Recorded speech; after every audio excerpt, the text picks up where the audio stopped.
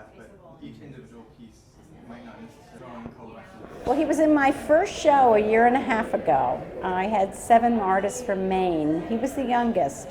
And I had paid for him to come down and paint my window. And he had mesmerized all the children in Chelsea. They watched every day for the 4 days he painted.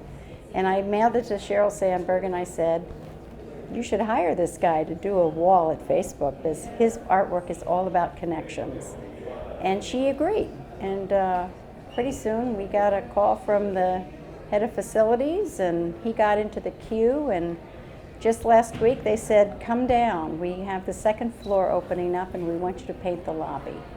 And so starting tomorrow, he's going to be on a ladder on the 2nd floor at Facebook headquarters here in New York, doing a 45-foot mural, I think.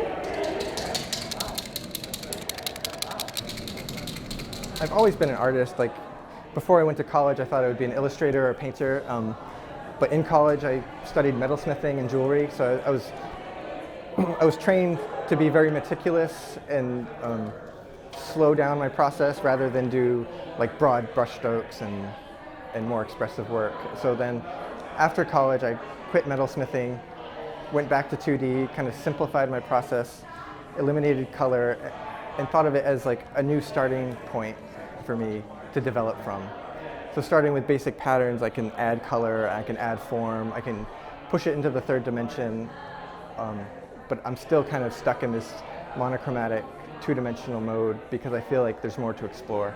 I can't really get away from the geometry. I stray from it slightly, but I always end up back to it just to develop more structure and pattern. But I find myself drawing wavy lines and using color just to experiment and try to stretch the boundary that I've set for myself. Just by following a rule based on the area of these triangles, I can create something that looks 3-dimensional from 50 feet away.